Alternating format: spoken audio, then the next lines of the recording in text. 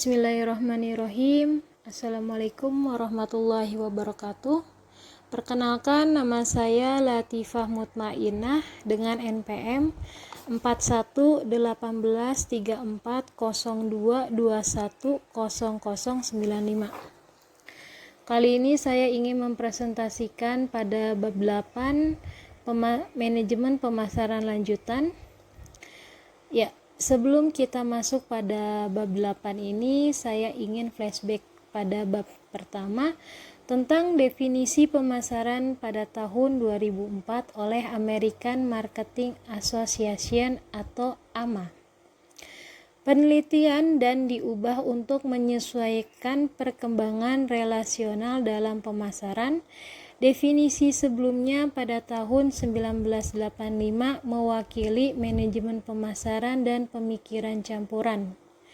Dalam dunia manajemen pemasaran, mix marketing dan 4P, yakni produk, promosi, place, dan price, dianggap sebagai unit independen di pasar. Dan adapun kondisi yang tidak dapat dikendalikan oleh perusahaan, yakni selera konsumen, situasi ekonomi umum, serta kebijakan pemerintah seperti undang-undang. RM dan CRM ini merupakan istilah baru, tetapi tetap mewakili fenomena lama. Adapun beberapa para ahli mendefinisikan tentang aspek yang berbeda dari RM dan CRM itu sendiri. Yang pertama dari Gummoson. Kita bisa lihat pada bab pertama dan Berry 1983 pada halaman 25 mendefinisikan pemasaran hubungan adalah interaksi dalam jaringan hubungan. Pemasaran hubungan menarik, memelihara, dan dalam organisasi multi layanan meningkatkan hubungan pelanggan pemasaran hubungan. Menurut Jackson pada 1985 bisa dilihat halaman 165, pemasaran itu untuk memenangkan, membangun, mempertahankan hubungan yang kuat dan langgeng dengan pelanggan industri. Kalau menurut Morgan dan Hahn pada tahun 1994, pemasaran hubungan itu mengacu pada semua kegiatan pemasaran yang diarahkan untuk membangun, mengembangkan, dan mempertahankan pertukaran relasional yang sukses. Dari tujuannya itu adalah pemasaran untuk mengidentifikasikan, membangun, memelihara, meningkatkan, dan bila perlu memutuskan hubungan dengan pelanggan atau pihak lain. Sehingga tujuan mengenai variabel ekonomi dan lainnya itu kepada semua pihak terpenuhi. Ini dicapai melalui pertukaran timbal balik dan pemenuhan janji. Menurut Balatin pada tahun 1994, kerangka kerja disiplin yang muncul untuk menciptakan, mengembangkan, dan mempertahankan pertukaran nilai antara pihak-pihak yang terlibat, di mana hubungan pertukaran perkembangan untuk menyediakan hubungan yang berkesinambungan dan stabil dalam rantai pasokan. Sedangkan menurut Portler, pemasaran hubungan adalah proses di mana kedua belah pihak, pembeli dan penyedia, membangun hubungan yang efektif, efisien, dan menyenangkan, antusias, dan etis. Hubungan yang secara pribadi, profesional, dan menguntungkan bagi kedua belah pihak. Menurut Fargo dan Lush, pemasaran adalah proses dalam masyarakat dan organisasi yang memfasilitasi pertukaran sukarela melalui hubungan kolaborasi yang menciptakan nilai timbal balik melalui penerapan sumber daya yang saling melengkapi. Sedangkan definisi tentang aspek yang berbeda dari CRM adalah menurut sumber Gummoson, CRM adalah nilai dan strategi RM dengan menekankan khusus pada hubungan antara pelanggan dan pemasok, berubah menjadi aplikasi praktis dan bergantung pada tingkat manusia dan teknologi informasi. Menurut Paine dan Frow, CRM ini adalah pendekatan strategis yang berkaitan dengan menciptakan peningkatan nilai pemegang saham melalui pengembangan hubungan yang tepat dengan pelanggan utama dan segmen pelanggan. CRM ini menyatukan potensi strategis pemasaran hubungan dan TI untuk menciptakan hubungan jangka panjang yang menguntungkan dengan pelanggan dan pemangku kepentingan utama lainnya. CRM memberikan peluang yang lebih baik untuk menggunakan data dan informasi untuk memahami pelanggan dan menciptakan nilai bersama dengan mereka. Ini membutuhkan integrasi lintas fungsi dari proses, orang, operasi, dan kemampuan pemasaran yang dimungkinkan melalui informasi, teknologi, dan aplikasi. Menurut Egar dan Pasot, CRM ini mencakup analisis perencanaan pengelolaan hubungan pelanggan dengan bantuan media elektronik, terutama internet dengan tujuan perusahaan untuk fokus pada pelanggan terpilih.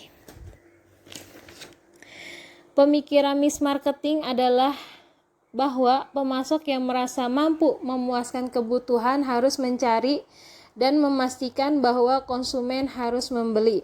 Dalam prakteknya, pendekatan P4 ini menyebabkan manipulatif kepada konsumen. Di sini kita bisa melihat perbandingan pendekatan menurut para pakar ilmuwan mengenai perbandingan kategori multi hubungan. Yang pertama adalah Christopher Paine dan Bailentin. Memiliki kategori 6 pasar dengan subkategorinya pasar pelanggan. Menurut Kotler 1992, yaitu kategorinya 10 pemain, lingkungan langsung 4, lingkungan makronya 6. Untuk Morgan dan Han, 10 kemitraan dengan subkategorinya adalah kemitraan pemasok, kemitraan lateral, kemitraan internal.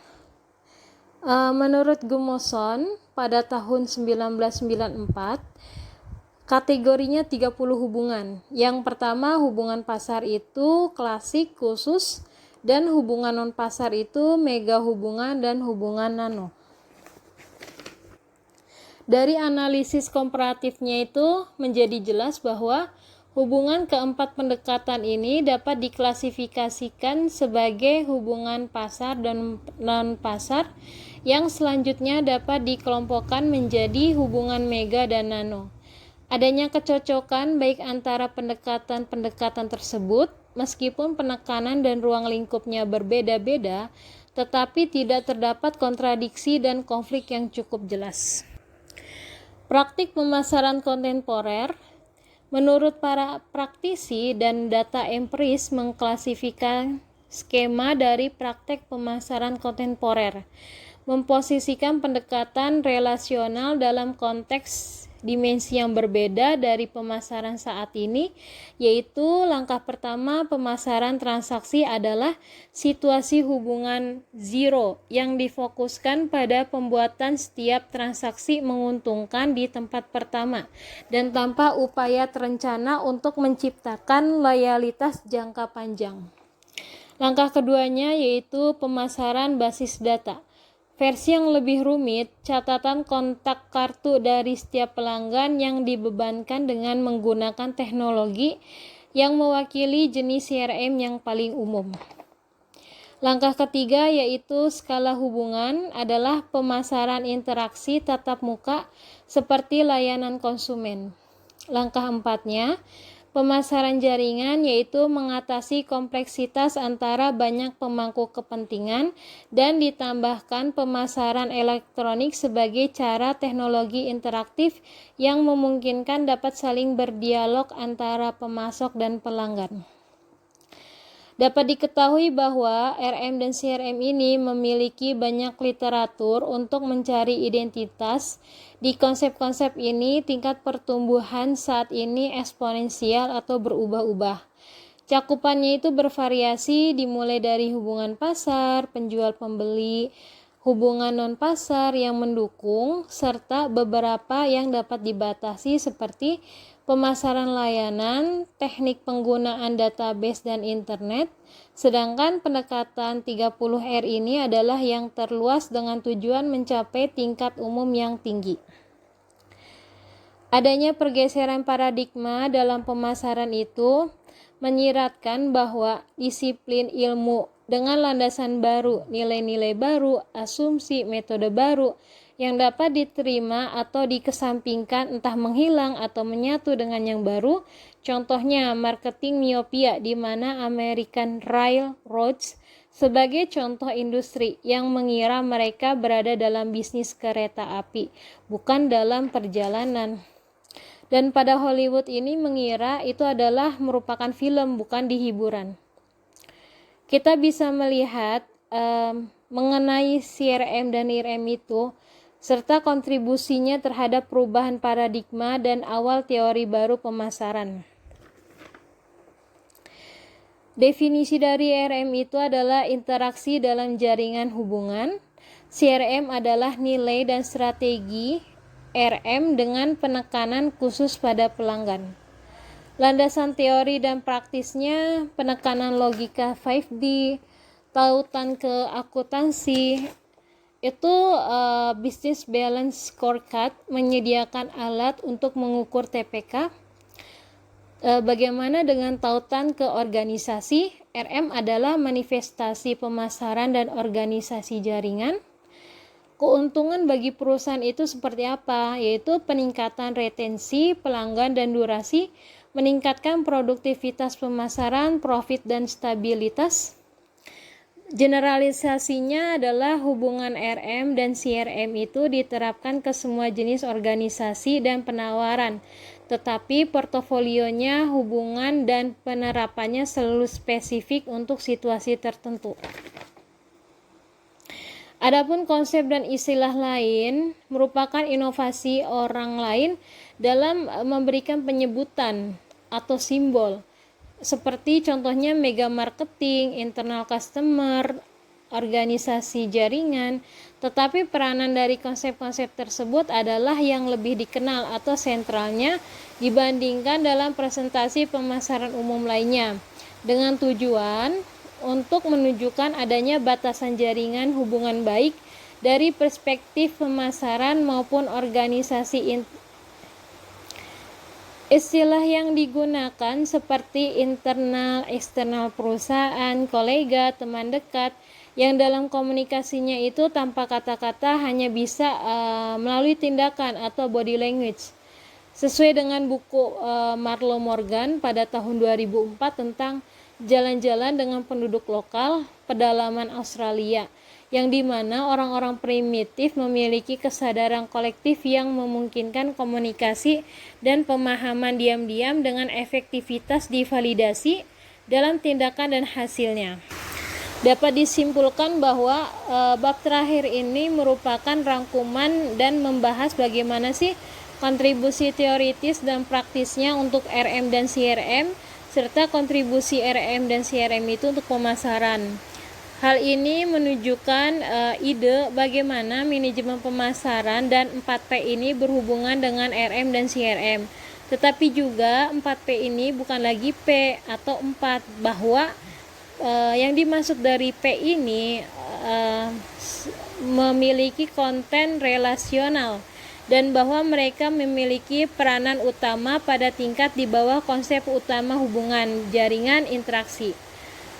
Penulis ini menyatakan pada edisi sebelumnya adanya pergeseran paradigma yang terjadi dan didorong oleh search development atau banyak perusahaan pemasaran atau kontribusi lainnya yang lebih jelas dari sebelumnya. Contohnya pada Go Green itu yang digaungkan atau dikampanyekan global secara besar-besaran oleh mantan wakil presiden Amerika Serikat Al Gore, meyakinkan bahwa efek rumah kaca itu dan pencairan es adalah nyata.